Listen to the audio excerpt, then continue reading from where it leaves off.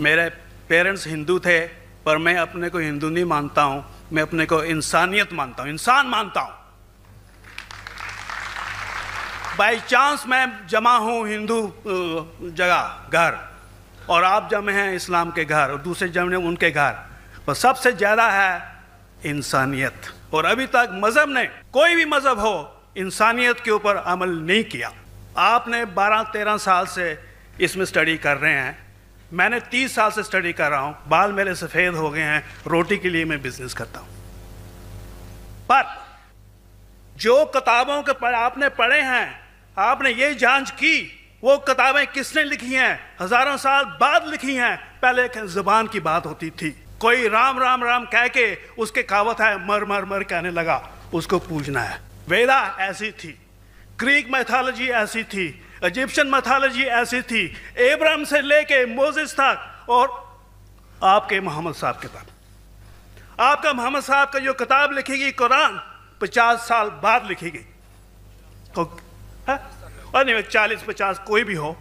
पर मुझे माफ़ करना साहब, मैं आपसे एक सवाल ये उठना चाहता हूँ, हम सब इंसान हैं, इंसान को एक करके सब मज़हब 21st सेंचुरी में इंसानियत मज़हब क्यों नहीं बनाते?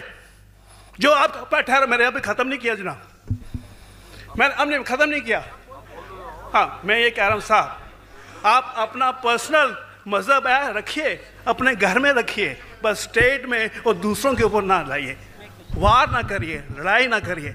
एक माफ़ी चाहता हूँ, ऐसी हज़ारों चीज़ें मैं दूसरे मज़हब में निकाल सकता हूँ। मैं आपसे पूछना चाहता हूँ, खलीफा 40 साल के अंदर मर गए, मर्डर हुए, असैसिनेट हुए, और अली साहब जो थे वो ग्रैंडसन हमारे पैगंबर के थे। ये चीज़ों के हवाला दूसरों में भी है, मैं हज़ारों दे सकता हूँ, पर इसका सवाल मैं आपसे कहना चाहता हूँ। भाई साहब ने अच्छा सवाल पूछा, लंबा था, तकरीर थी छोटी। भाई साहब ने कहा कि वो हिंदू धर्म में पैदा हुए लेकिन हिंदू नहीं है, इंसान हैं। क्यों ना हम एक मज़हब इंसानियत बनाते हैं? उनका जो कहना है वो इंसान है। भाई साहब, हर शख्स, हर इंसान जो पैदा होता है वो इंसानी होता है, लेकिन सिर्फ इंसान होना काफ़ी नहीं है। इंसान होना ज़रूरी है। हर मुसलमान पहले इंसान होना ज़रूरी है उसे। इस्लाम की सारे बातें, एक भी बातें मैंने कहा मैं तकरीर में, इंसानियत के खिलाफ नहीं है। एक भी बातें मैं चैलेंज करता हूँ, आप एक भी बात इस्लाम की बुनियादी बात बताओ जो इंसानियत के खिलाफ है। मुसलमान होने के लिए अच्छा इंसान होना ज़रूरी है। अगर आप अच्छे इंसान नहीं हैं तो मुसलमान हो ही नहीं सकते। लेकिन सिर्फ अच्छा इंसान होना काफ़ी नहीं है। मिसाल के तौर पे डॉक्टर बनने के लिए 10वीं पास करना ज़रूरी है, फिर 12वीं, फिर डॉक्टरी। तो मैं कहूँगा डॉक्टर बनने के लिए स्कूल पास करना ज़रूरी है, लेकिन स्कूल पास करना काफ़ी नहीं है। तो इस्लाम में अच्छा मुसलमान बनने के लिए अच्छा इंसान बनना ज़रूरी है, लेकिन सिर्फ अच्छा इंसान बनना काफ़ी नहीं है। समझ रहे? क्यों? क्योंकि इंसान को जिसने पैदा किया उसकी इबादत करना ज़रूरी है। जिसने आपको पैदा किया, जिसने आपको पैदा किया, उसकी अगर आप इबादत नहीं करेंगे तो इंसानियत के नाम पे कलंक है। आप कहते हैं कि मज़हब, जितने मज़हब है सब भेदभाव पैदा करता है, नफ़रत पैदा करता है। आपने कहा, शंकराचार्य ने बिल्कुल सही कहा। शंकराचार्य ने कहा कि कोई भी मज़हब नहीं सिखाता कि आपस में भेदभाव करना। उनकी भी स्टडी है, मेरी भी स्टडी, आपकी भी स्टडी है।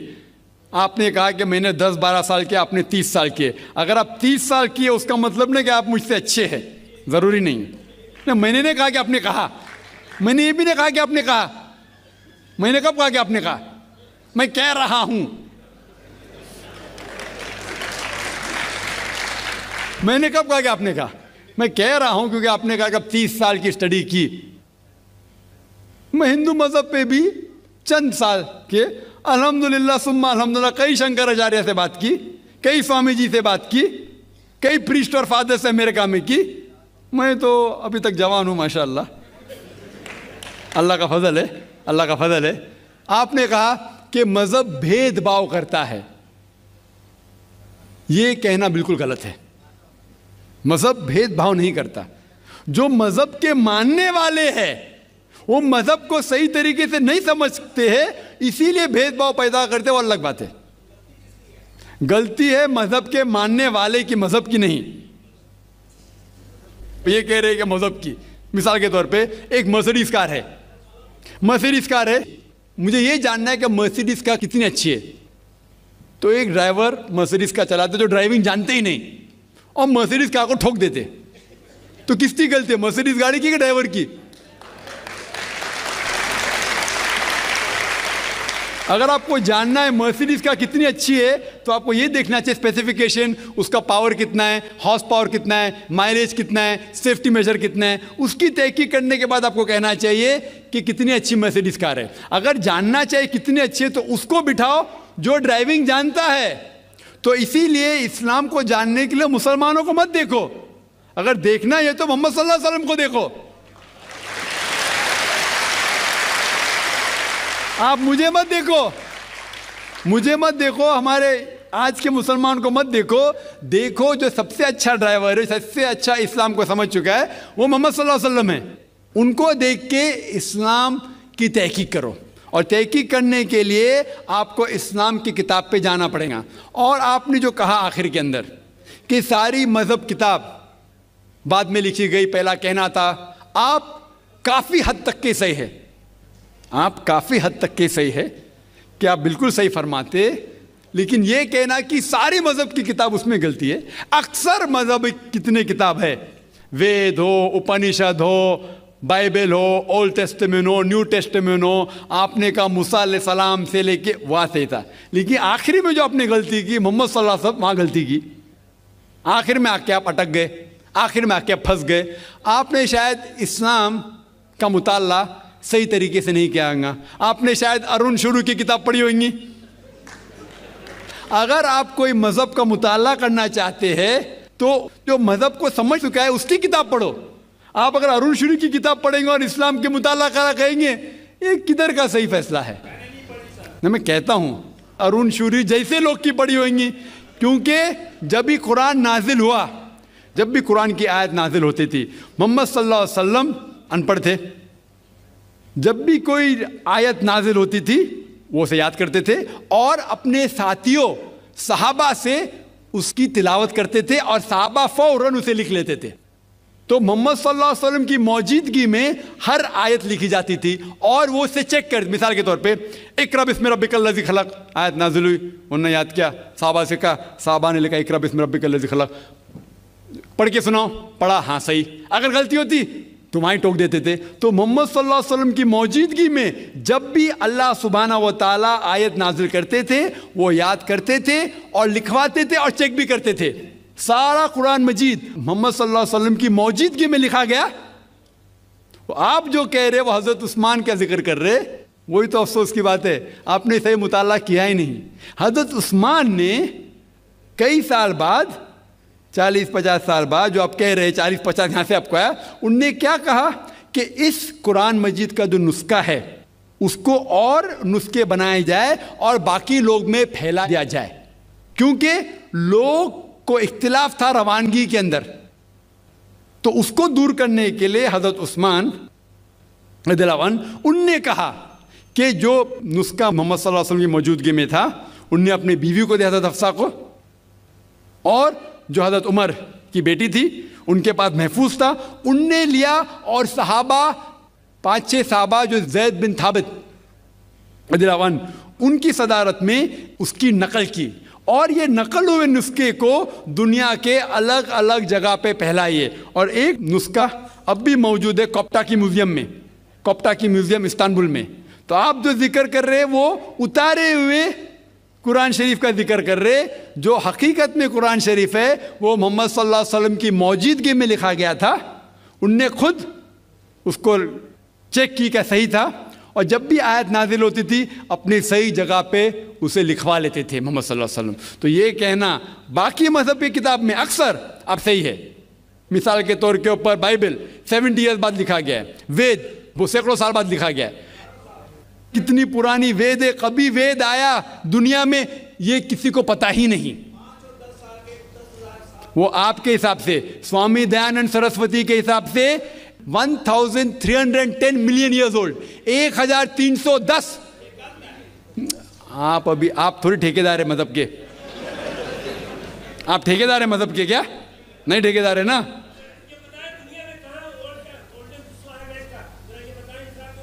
हाँ इसलिए ओ भाई साहब ना, बिल्कुल सही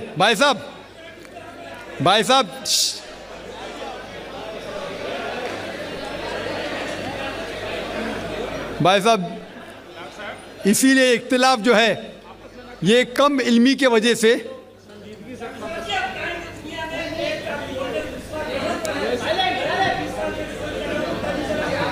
वेद का संजीदगी से, वेद का क्या नहीं, सब लोग चुप हो जाए, नहीं आवाज। भाई साहब ने कहा कि दुनिया का सबसे ओल्डेस्ट स्क्रिप्ट वेद है, वो कुछ हिस्टोरियंस कहते हैं, बट ओल्ड होना मतलब नहीं कि सही। जो कुछ ओल्ड है वो सबसे बेहतर होना जरूरी नहीं। मिसाल के तौर पे मेरे पास पुरानी गाड़ी है 50 साल पुरानी, उसका मतलब नहीं कि नई गाड़ी से अच्छी है। ये भी हो सकता है कि पुरानी गाड़ी नई गाड़ी से अच्छी हो सकती है। मेरे पास मर्सिडीज कार है 5 साल पुरानी, जो नई मारुति से अच्छी होंगी। तो ये कहना कि कोई किताब या कोई मजहब पुराना इसलिए बेहतर है, बिल्कुल गलत है। जो आदमी को अक्ल है वो कभी भी ऐसा नहीं कहेगा कि पुरानी चीज बेहतर, नई चीज बेहतर। वो चीज बेहतर है जो हक के ऊपर है, जो चीज हक के ऊपर है वो चीज बेहतर है।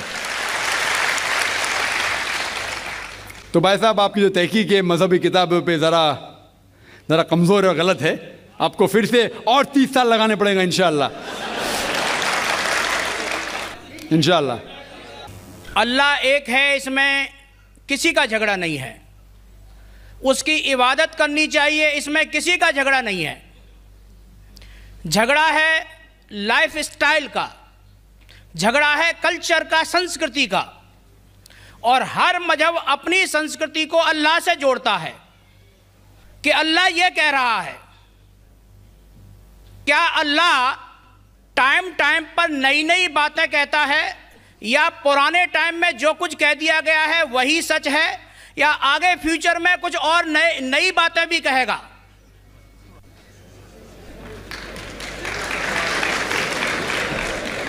भाई साहब का अच्छा सवाल था कि किसी को दो राय नहीं कि अल्लाह एक है, भगवान एक है।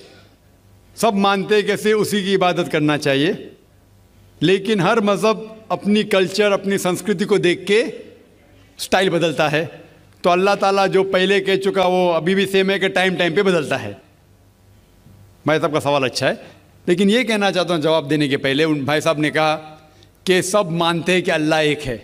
ये मैं नहीं मानता हूँ कि सब मानते, मैं नहीं मानता हूँ कि सब मानते।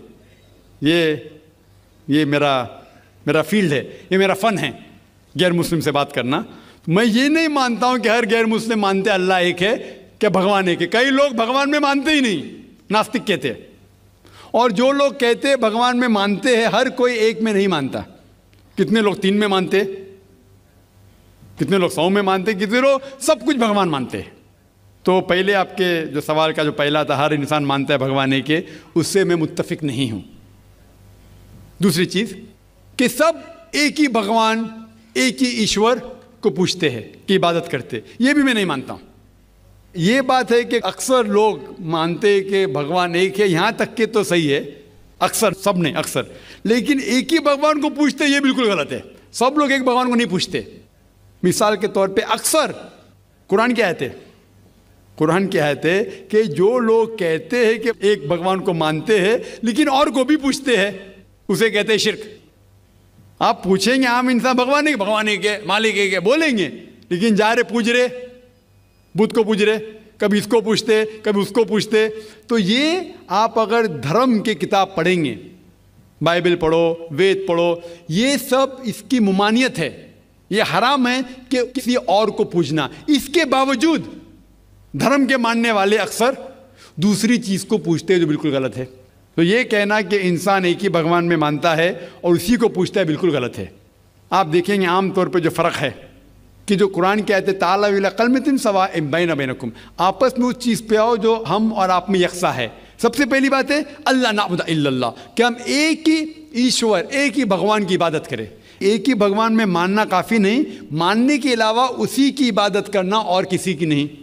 आपका अहम सवाल कि हर मज़हब एक ही भगवान कहता है, ये बिल्कुल सही है। एक ही भगवान की इबादत कहना कि बिल्कुल सही है, लेकिन अपने तहजीब के हिसाब से बदलते रहता है, ये कहना गलत है। और अल्लाह ताला कितने बार बदलता है? ये कह सकते हैं कि टाइम जाने के वजह से किताबें बदलती गई।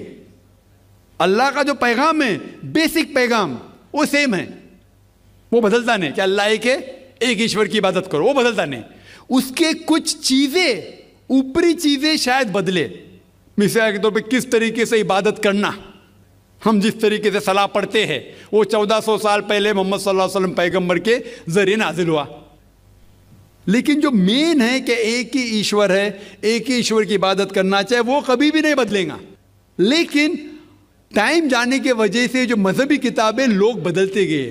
अल्लाह ताला फरमाते कुरान में सूरह बकरा में सूरा नंबर 2 आयत नंबर 79, फ़वैलुल लिल्लज़ीना यक्तुबूनल किताब बिअयदीहिम सुम्मा यक़ूलूना हाज़ा मिन इंदिल्लाह लियश्तरू बिही समनन कलीला फ़वैलुल लहुम मिम्मा क़दबत अयदीहिम वैलुल लहुम मिम्मा यक्सिबून।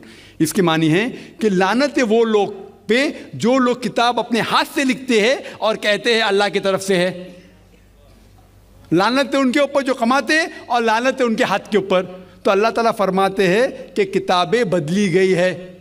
तो जितने मजहबी किताबें हैं आज की तारीख में, सारी कुरान मजीद को छोड़ के, विलियम मोर एक क्रिटिक है, इस्लाम के खिलाफ किताब लिखता है, बहुत शिद्दत से इस्लाम के खिलाफ है। उनने लिखी थी 200 साल पहले कि शायद एक ही मजहबी किताब है जो पूरी पाक है 1200 साल तक के, वो है कुरान। तो एक ही किताब जो महफूज है, क्यों? अल्लाह सुब्हाना व तआला कहते हैं कुरान में सूरह हिजर में सूरा नंबर 15 आयत नंबर 9 में कि मैंने कुरान नाजिल किया है और मैं इसकी हिफाजत करूँगा। जितने पहले किताबें आए वो वक्त के हिसाब से बदल दिए और अल्लाह सुब्हाना व तआला ने उसे महफूज रखने की ज़रूरत समझा ही नहीं। क्यों? क्योंकि जितने पैगंबर मोहम्मद सल्लल्लाहु अलैहि वसल्लम के पहले आए वो पैगंबर सिर्फ अपनी कौम के लिए आए और कुछ वक्त के लिए आए, ता क़यामत तक नहीं। ईसा अलैहिस्सलाम सिर्फ यहूद के लिए आए, मूसा अलैहिस्सलाम उस वक्त के लिए आए। जितने पैगंबर आए अपनी कौम के लिए आए और कुछ महदूद वक्त के लिए आए, एक कौम के लिए आए। लेकिन मोहम्मद सल्लल्लाहु अलैहि वसल्लम आखिरी पैगंबर सिर्फ मुस्लिम या सिर्फ अरबों के लिए नहीं आए, सारी इंसानियत के लिए आए। और जो कलाम उनके ज़रिए नाजिल हुआ अल्लाह सुब्हानहू व तआला कुरान, वो सिर्फ मुस्लिम के लिए नहीं और सिर्फ उस वक्त के लिए, वो सारी इंसानियत के लिए और ता क़यामत तक है। तो क्योंकि ये किताब महफूज रखने वाली किताब है, ये किताब कभी नहीं बदलेंगी, ये आखिरी है। और अल्लाह ताला फरमाते सूरह माइदा में सूरा नंबर 5 आयत नंबर 3 में क्या मैंने इंसानों के लिए इस्लाम चुना और उनके लिए ये मज़हब सबसे बेहतरीन मज़हब चुना और ये मुकम्मल हो गया। इसके बाद कुछ चीज़ नई नहीं आएंगी और कुछ चीज़ निकाली नहीं जा सकती। तो पहले जितने किताबें आए, जितने नाजिल हुए अल्लाह ताला के, वो बदलते गए क्योंकि उसे महफूज रखने की ज़रूरत थी नहीं, क्योंकि वो पैगाम पूरा मुकम्मल पैगाम ता क़यामत तक था ही नहीं। लेकिन आखिरी पैगंबर मोहम्मद सल्लल्लाहु अलैहि वसल्लम 1400 साल पहले आए, उनका जो पैगाम है और जो किताब नाजिल की गई कुरान, वो ता क़यामत तक होने वाली थी, इसीलिए उसे महफूज रखा गया है। तो अल्लाह सुब्हाना व तआला ने 1400 साल पहले समझे कि ये वक्त ही सही है कि इंसानियत उस दर्जे पे पहुंच गई कि वो कुरान को समझ सके। आप मुझे पूछेंगे कि कुरान पहले क्यों नाजिल किया, 1400 साल पहले क्यों किया, 10,000 साल पहले क्यों नहीं किया? तो मैं कहूँगा कि अल्लाह ताला हमारा खालिक है, वो जानता है कि इंसान कब किस चीज़ समझ सके। मिसाल तो मेरा बेटा कहेगा कि मुझे डॉक्टर बनने का, डायरेक्ट मेडिकल कॉलेज में डालो, मैं बोलूँगा पहले 10th करो, स्कूल जाओ, फिर कॉलेज जाओ, फिर मेडिकल कॉलेज जाओ। तो उसी तरीके से अल्लाह सुब्हाना व तआला हमारे खालिक है, वो जानते थे कि ये 1400 साल पहले इंसान इस दर्जे पे पहुँचे कि वो कुरान को समझ सके और उनने नाजिल किया। और अभी ये आखिरी किताब है, इसके बाद कोई भी नया पैगंबर नहीं आएगा। इसके बाद कोई कहता है कि मुझे अल्लाह ताला से वही आती है, उसको साइकेट्रिस्ट की ज़रूरत है। साइकेट्रिस्ट दिमाग की बीमारी है।